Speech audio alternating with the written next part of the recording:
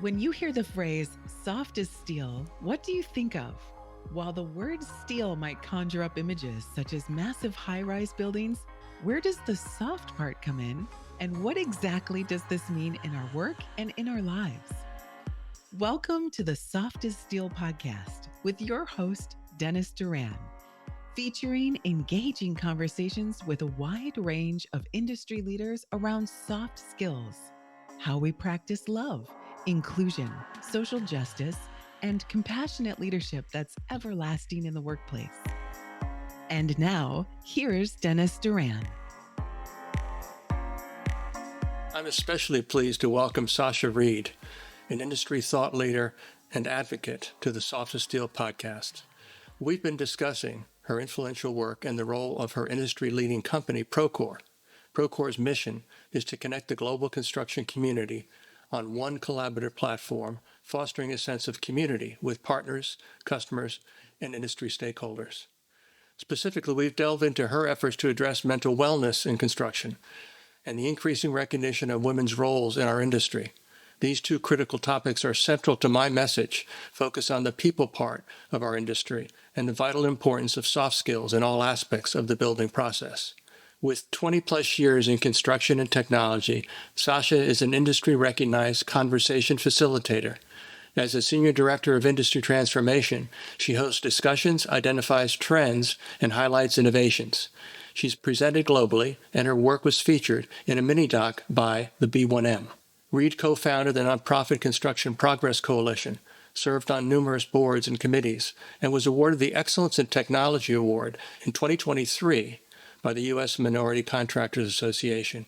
Just this month, the National Institute of Building Sciences won the Silver W3 Award for their Building Innovation podcast episode entitled Mental Health Crisis in Construction, featuring Fred Mills and Sasha. This recognition came from outside the industry by the W3 Award sanctioned by the Academy of Interactive and Visual Arts. Members include organizations such as the Walt Disney Studios, Meta, Netflix, LG, IBM, Amazon, NASA, Wired Magazine, and others. I'll leave the further detail about my guest's accomplished journey to our conversation. Sasha, welcome to the Softest Steel podcast. Thank you, Dennis. It's a pleasure to be here with you today. Thank you. I hope you feel the way at the end of the conversation. I'll let you know. I got a hunch you probably will. Let me get right to kind of the nexus for us. You know by learning some things about my work and what I talk about and who I talk to, including a couple of your colleagues from Procore, that my messaging, my interest, and my desire to serve our industry is all around the reality that we are, yes, you are a technology company, an important stakeholder in the construction industry. I'm a trainer and a teacher and a public speaker. There are contractors, there are engineers, there are all kinds of folks, people involved in our industry. We are, at the end of the day, in my view, a service business.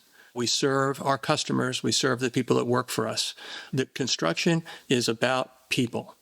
I think you say it magnificently when you talked about building a collaborative platform.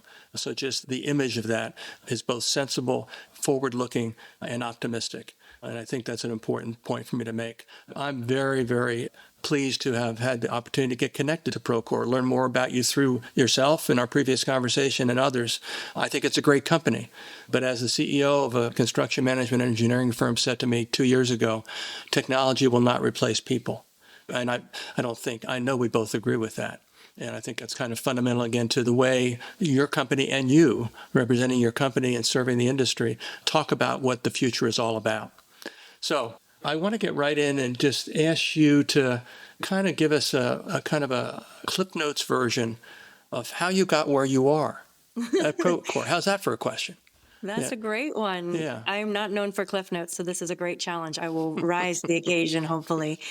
I think I'll start this conversation by saying one of the reasons why I'm super passionate about the work that I've been able to do in industry and now I get to do with Procore is because there is a core alignment. You gave us a great introduction, Dennis, at the beginning about who Procore is as a company. And I want to echo that Procore is a people-first company. And being able to align with the business to do the work that I'm doing. I consider myself very lucky to have found an employer who believes in some of the same things that, as having spent 20 plus years in this industry, like you, I've come to really focus on, which is technology is the enabler to sustainability within a business. So economic growth and sustained growth. But if you don't have the components to empower, support, and align your people to those goals, you're, especially in this time and age, you're going to really struggle to achieve some of those ambitious goals that you set out for yourself. But my background and some of my reasons for this passion is I actually transitioned into a career in construction in my very early 30s. And I had spent a majority of my time working in the hospitality industry growing up in Hawaii. And I really wanted to transition to a professional workforce. But as at that time, it was monster.com. And I was thinking about how I could leverage my role as a general manager of a restaurant to get all the right keywords to be attractive to some corporate business that would allow me to pivot my career. And what I found was, given my background, for various reasons in life, I actually am a high school dropout, and I attended some college, but for economic reasons, I also had to drop out of college. And those were two pretty defining moments in my life where I found myself with the choice of, am I going to be defeated by some of this lack of opportunity? And I don't know where it came from, but something inside me told me that I didn't need a classroom to learn, that the world was my classroom, and that every boss was my professor, and every customer was a guest lecturer I could learn from. And so when I looked for that job, it was construction that said, we don't care what you look like on paper. They asked essentially two questions. Are you hardworking and are you smart? And I answered yes to both. And they said, great, you're hired. And I started my career working for a small 12-person firm, specialty contractor. And I saw firsthand a lot of the challenges as a small contractor, the small margins, all the challenges that we face to compete with some of the bigger firms. And at that point in time, I was one of the young, annoying individuals who was really trying to push our principles for more technology. Because even then, there was no purpose-built technology for what we were doing in construction, but we were using things like Adobe Acrobat and others to digitize our plans and to mark up those plans. And as a project manager, I was using those digital plans to communicate with my crews in the field. And as luck would have it, one of my customers was the CEO of a brand new startup at the time called Bluebeam. And he got to know me through my servicing of their account, and he recruited me to come on board and work with him to create their go-to-market strategy. And so I was employee 24 there and spent an amazing 12-year journey, which I will call the best master's program ever, which was on-the-job training, working directly for the CEO. And in that process of working with the CEO and really understanding this industry, I realized what I was not good at. And I think that's an important piece for young people who are in their career to understand, is getting a sense of what you're really not good at and what you don't enjoy is just as important as getting a sense of what you are really good at and what your superpower, if you will be. And so for me, I started out leading the sales team, but I realized I couldn't do a pivot table to save my life. And so I actually know what a pivot table is, which is amazing that I know that. Yeah. Oh, the hallowed software of Excel in construction. And in that self-realization, I was lucky that the CEO really mentored me in telling me, stop trying to do things you're not good at and really lean in on what you're great at, which turned out to be strategic business development, creating partnerships, doing thought leadership, fostering conversations with partners around some of the toughest challenges facing construction. That actually bode really well with me because when I was in college, I went to school to be a documentary filmmaker. So I simply applied the things that kind of lit me up and the different ways that I viewed the world to the business world, and specifically to construction. I wanted to see this industry put itself, the leaders to put themselves in the driver's seat of transforming their own businesses versus what I was starting to see, which was software was eating the world. And I believe that the construction industry is the backbone of our civilizations. It is the individuals who dream and imagine and design the places that we live and eat and worship and heal. And it's the contractors who have the really tough task of taking something from an imagination and bringing it to life in the real world. And so I have a very soft space in my heart, if you will, for this industry. And I'm also not afraid to look at what some of the biggest challenges that we face, because I'm optimistic and I believe we as an industry can overcome those challenges. I don't think we are in dire straits. I think we're in a really good, strong position to be able to solve our challenges and partner together with technology and industry to overcome some of those biggest challenges. Yeah, yeah. So my summarization of that journey is that you are a perfect example of the fact that there are different ways of learning. There are different ways of finding a path and making progress, and it's all based on desire and hard work.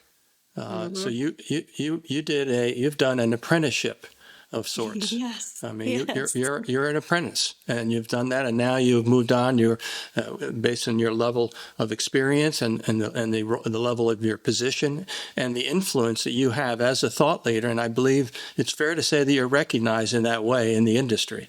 Again, there are a lot. They come in all shapes and sizes, and the platform that you operate from, given your experience, given the things that excite you, that actually you sound very passionate about, you put a. I'll use the advertising. You put a spin on our industry, which is one which is optimistic, does talk about working together, does talk about community, and it just comes naturally through how you just explained to me the journey you've been on. So you're in the right place at the right time, and you have been for a while. Again, I got to feel for that just when we first had a couple of our first conversations, but now hearing you explain to our audience how you got where you are, I think it's a fantastic story. It's a story in and of itself that I'm sure is motivating not only women in the industry, but others who have entered the industry in what I would call non-traditional ways.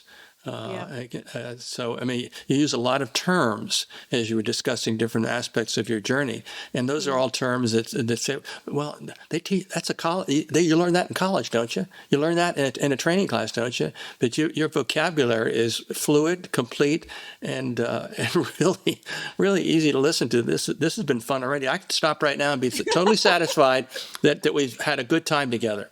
But no, that's a win. no, I'm not letting you go yet. I mean, I got dressed up, I combed my hair and everything to get on a speaker with you. And I think that you also appreciate, because it comes easy to you, I think you also appreciate the fact that one of the things that gives us, and I'm an optimist as well, but I'm practical. I mean, I'm the generation that's just about gone. I'll put it in those simple terms. I'm a boomer. And I know that one of the challenges that we haven't touched on it, but we'll wander around and talk about a lot of things. We talk about a lot of things, but we're afraid to talk about things like generational differences. And that to me is there, in my view, one of three evergreen topics. And this is from my vantage point. One is generational issues. The second is mental wellness, which you are very well informed about and have done incredible work in, work that I applaud loudly for you. And the third is technology. So technology, generational differences, and mental wellness. What an interesting salad that is. But I think that I view them that way. Because of a simple fact, and I've been doing this podcast for just 2 years. So this is kind of in my last chapter of my journey in our industry. This is something that I feel is a way for me to give something back to the industry, but also to get the industry to talk about things. We just have a very difficult time, and depending on what generation, the difficulty is for different reasons. But we have a difficult time talking about that, and that is just talking about things like our mental health. Or Right. talking about the fact that, again, you've heard me say this, but I'll repeat it because it's kind of one of my lines, I think, but I'm sure somebody else said it first. And that is that I've asked audiences time and again to look around at the people around them and ask themselves the question, what's one thing absolutely that you have in common with every person that you're moving your head and looking at right now in this room? Mm-hmm. And with only a 5-second pause, I give them the answer. And the answer is that we're different from each other. Exactly. And then I follow up with the obvious rhetorical question, is that why is that such a problem? Yes. Yes. And one of the other things that's a difference is things like our willingness and our open-mindedness to learning new things, like how to use digital tools. Right. Starting with the phone. Again, I remember my very first phone back in the Stone Age, what it was like, how much it weighed, the fact that I thought it was the coolest thing on the planet, blah, blah, blah. But then my generation looks at these smartphones and they feel dumb looking at the smartphones. But they don't have to. Your great company is doing incredible things. I mean, I love the way you talk about the community, putting and people being first. Right. What are your thoughts, just based on what I've said? Well, first of all, Dennis, thank you for participating in the conversation. Thank you for being a great role model of what it looks like to be a boomer, and be willing to be open and have a conversation and to contribute what you have to contribute as this piece of this chapter of your life that will be your legacy. I frankly am excited by the fact that we're about to hit 6 generations under one company roof. I have said before that adversity in my life, somehow my brain turns it into opportunity, and I recognize it's a bit of that. I'm hardwired that way. But I also had a lot of people who were in generations before me who saw potential in my curiosity, and who were more than willing to pause in order to teach me. And I think that is the beauty of so many different generations under one roof, with a new generation coming in that is what we call a digital native, meaning that the technology components and parts and pieces are a given and a way of operating within the world. Mm-hmm. But the wisdom of how we interact with each other lies within the generations that came before. And so if we simply look at this conversation, or this one factor of the conversation around how our differences divide us, or how the complexity of multiple generations keeps us from working as a singular unit, then I think we're missing, as a society, a really beautiful moment. I was not here for the Iron Age. I was not here for the Industrial Age, but I am here for the Information Age. And so, Dennis, yourself role modeling being a member of one generation and leading into your curiosity and contributing to conversations that I think can remove some of the fear and stigma around acknowledging our differences, acknowledging our different frameworks and references that we come from. Mm-hmm. And instead of relying on a singular way of doing something right, start to get really comfortable with how do we take the collective knowledge and synthesize that into a very effective path forward. Mm-hmm. One of the things that I think has been potentially to the fault of technology in the last 15 years, construction technology has exploded onto the scene. And this is purpose-built technology for this industry, which is a big reason why construction oftentimes finds itself at the bottom of charts that, McKinsey and these other not to pick on McKinsey, but these other consulting firms often leverage as, I'll call it a little nudge or a poke of, we need to get on par with other industries. But to construction's credit, they have not had purpose-built technology for quite a while. But within the last 15-year period, we have actually become leaps and bounds to where I would venture to say the general contractor is actually ahead of the architect, who has been designing with digital tools for multiple decades. Mm-hmm. And that is total credit to the persona of a person who works in construction and who's a contractor. By nature, these individuals are problem solvers. They didn't go into banking for very specific reasons. They like to eat problems for breakfast, and the ability of a stoic nature that pushed through all of these Herculean challenges that the contractor experiences in the messiness of building really has created a DNA about this industry. But we're at a juncture currently where technology is transferring what I call the power or the muscle of this industry from brute force into intelligence, data intelligence, data analytics, predictive analysis. And that reality is perfectly aligned to this youngest generation that's coming into construction. They are accustomed to a world that has information at their fingertips. They're also accustomed to using data to make decisions. If you want to go to a restaurant, you use aggregated data to determine where you want to go before you've even stepped foot in that place. So we have an entire generation who doesn't need to use grit or brute force to get their point across or to work together.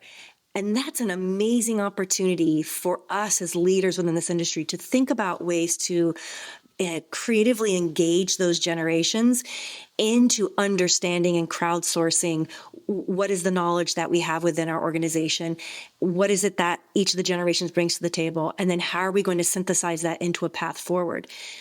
That's the piece that I feel like it's a really exciting time to our industry, and I think that's what fuels my optimism more than anything else. Yeah, and I agree with that. It causes me to think about something which I think is a drag factor, and that is, and it really is. It really only resides perhaps within one generation, that being my generation, and that's fear of change.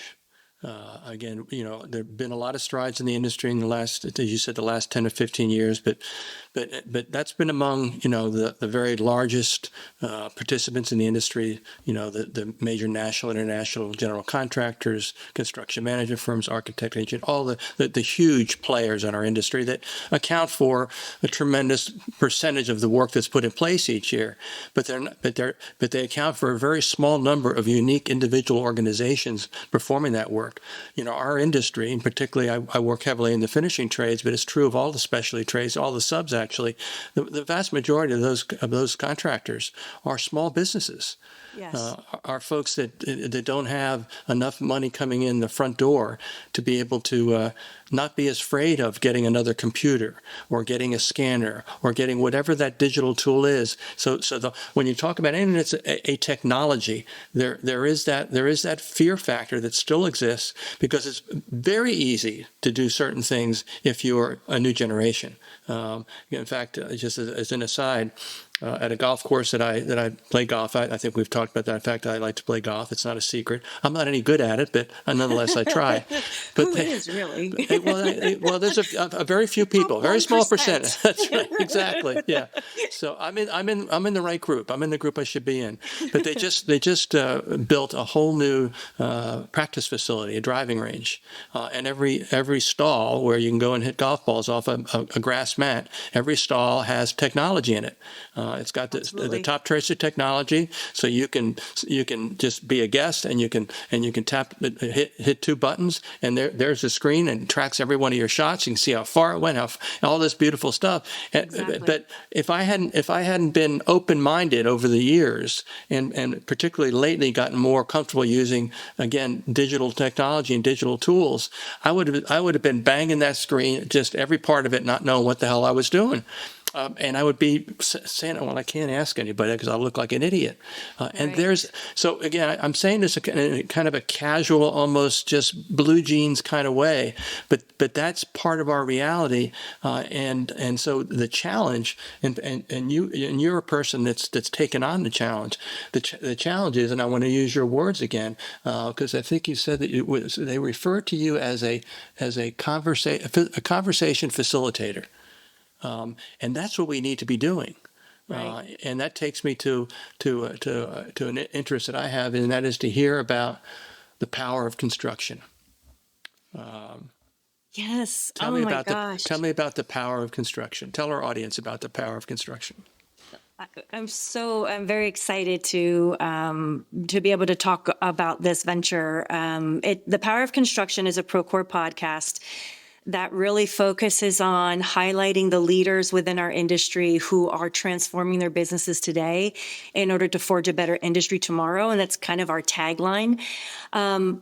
I'm just very humbled to be a part of co-host. So I co-host this podcast with Chris Lengieza, who is Procore's Vice President of Global. He's our Global Technology Evangelist. And together, we get to sit down with some of the best and brightest minds in our industry. And the piece of this that I think is so important is Procore is a 22-year-old company. And so over those 22 years, we've amassed a book of customers who have been along with us on the journey, but more importantly, they've been using our technology along with other technologies and integrated those technologies to where they're really starting to see what I'll call not just digitization, but digitalization. Mm-hmm. The difference between the two, one is replacing paper with PDF on an iPad. The other is actually whether that PDF was dynamic or going into actual true data, and we're exchanging true data. So when you're exchanging true data and you're looking at this from the perspective of, I have a data lake that I can then pull information and query information, which AI sits on top of, that I can ask questions and it can parse and sort and recall and recap for me. Mm-hmm. That's digitalization. Mm-hmm. It's transforming the way that the business actually operates. And so as we as a technology company are having these conversations with customers, well, the piece that we realize is there isn't really a forum that's concentrating executive leaders who are tackling some of these really tough challenges and are doing it successfully today. And so what we've been looking for in the guests that we bring on the show, the qualifications really need to be that they need to be a senior leader, but they need to be doing some of the hard things and doing it well and showing what good to great looks like. And I love to say that we oftentimes say that, oh, these are future innovations. This is what's going to happen in the future. But the reality is it is happening now. Other industries outside of construction, finance, healthcare have gone through the pains of bridging the gulf of going from an analog business to a digital business to a digitalization process, a digitized process. And there's other industries that we can look at and in order to gain inspiration and to get a clearer vision of where we're going. And so our goal really is to pull together those leaders who have a very clear vision of how they're transforming that business. And I will tell you, Dennis, you'll be pleased to hear, even though, Chris and I as co-hosts, Chris really leans in on the technology component because technology is rapidly evolving and you need somebody who's looking at that rapid evolution and getting ahead of that, saying, here's what we see being viable in the future. Here's what we think you need to be doing today to build those building blocks to be a participant in that future economy. But then my role is really the people side and how we bring the people component into it. And Chris and I don't have to play those distinct roles because the leaders who are leading transformational change in our industry have integrated the two. They see them as inseparable and they see them as being in lockstep with each other and major components to their success. So the Power of Construction podcast will be launches in mid-October. And this year we will have 12 episodes that will be launching. And then hopefully next year, maybe doubling that. Over the course of a year. But this is what we're hoping to do is bring together the leaders who are really, truly transforming their business. And we're going to talk to them about what does that look like? How do you structure that so that the fear you talked about, that fear is just a lack of knowledge and a lack of contextual understanding. I believe if we bring more contextual understanding to what transforming your business looks like, and we can get into the specifics of that, what does that look like from a recruitment standpoint? What does that look like from retention? What does that look like from seeking out a diverse workforce, integrating those 6 generations? What does that look like from your company policies? What does that look like in who you choose as clients to fund your projects? What does that look like in who pays your supply chain? these are the topics and the conversations that we're discussing, really looking at the productivity gap in construction and moving beyond the headlines into root cause analysis with some of the best and brightest minds in industry in order to democratize information so that leaders can move from that space of fear into awareness and hopefully really transition to that off ramp out of industry into retirement with confidence in the generation that's coming up behind them. Mm-hmm. That sounds incredible. I'd ask, where did the thought for this particular focus for a podcast, where did it come from? Where did it originate? Well, in all honesty, Chris Lengieza and I have worked together for almost a little over 12 years in industry. We've been able to work together on tackling some of these challenges. And now that we get to work really closely together at Procore, we had a vision, and I think we've been bugging the business for 5 years to give us a podcast. Mm-hmm. But everything takes time, and everything takes the planets to align. So for us, what aligned was the last 3 years, what AI has been able to do on top of the data that this industry creates has created a major acceleration of innovation.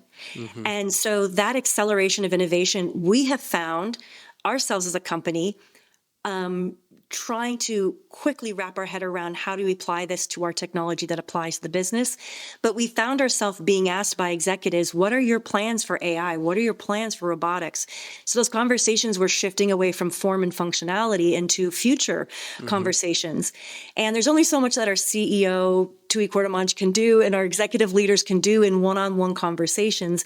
And so we wanted to be able to harness and capture some of these transformative leaders in a space that it creates on-demand content that anyone can listen to anywhere. It's accessible. And hopefully it can be consumed in spaces where it helps to spark some ingenuity, curiosity. And so for us, the timing just worked out perfectly that we needed a content vehicle in order to be able to democratize some of these stories more broadly. Mm-hmm.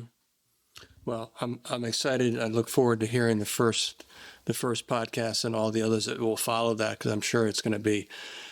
But because it's Procore, I think it could be game changing as far as the things that will be learned, and learning obviously is a process that to say it in kind of a bland way, it's a continuous process. If we wake up on a given morning and we're not thinking about what we could learn that day, then we just might as well get back in bed and to stay there. And I prefer not to do that. I continue to enjoy, and again, fortunately, I'm glad to hear that. I'm glad to hear you'll be representing, if you will, the soft skills side. I'm relaying what your focus is the soft skills. You'll be the soft skills person. So I anoint you the soft skills person for the power of construction. You can't dip out on me, Dennis. You've got to continue replicating and informing. But again, I think it's people who are truly transformative leaders. They can also be referred to by a variety of other appropriate titles. Mm-hmm. The transformative leaders are also servant leaders. Mm-hmm. They understand the power of how they relate to the people they lead. They recognize the fact that the folks they lead are watching everything they do. They're watching what they do. They're listening to what they say.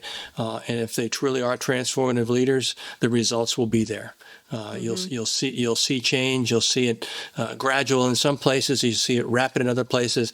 And I'm glad you appropriately mentioned AI. This would have been a silly conversation not to at least mention it and relate it to again your podcast, to our interest, and to people.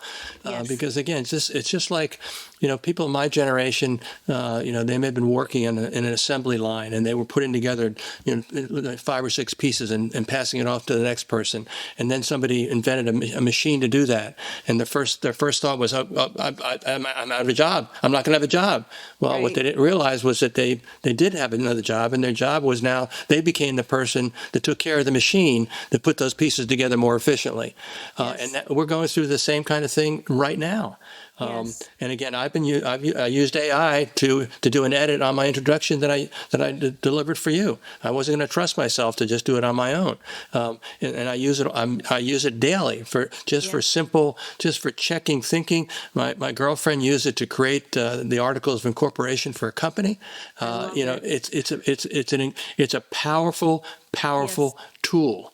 And if it's harnessed in the right way, it will do nothing but within as little as a generation. It'll take that long. It'll wipe away the stigma that the construction industry has worn proudly for generations, and that is that we are the slowest to adopt, the slowest to change, the slowest to use the technologies, and it goes on and on and on. That will ultimately kind of wipe all that away. In addition to the fact that all of my generation will be gone, so we're not going to be dragging you back.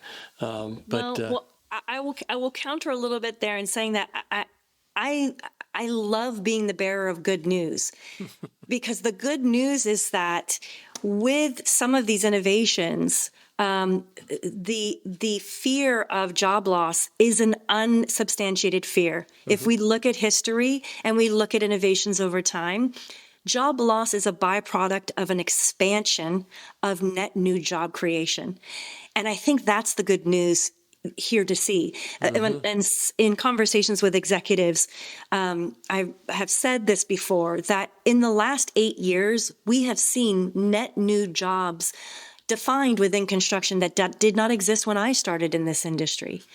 And as a woman, I find that incredibly exciting, because many of those jobs do not require the commitment of boots on the ground at 5:30, 6 a.m. in the morning, which interferes with men and women who have childcare duties or caring for a parent. Those hours are kind of built and designed for a certain segment of life when you can have that freedom to be able to respond and work in the field. But if a woman chooses to work in the field and then decides to have a family, she's in a very difficult position. And we oftentimes will lose women in the industry because they will have to make a choice between career and family.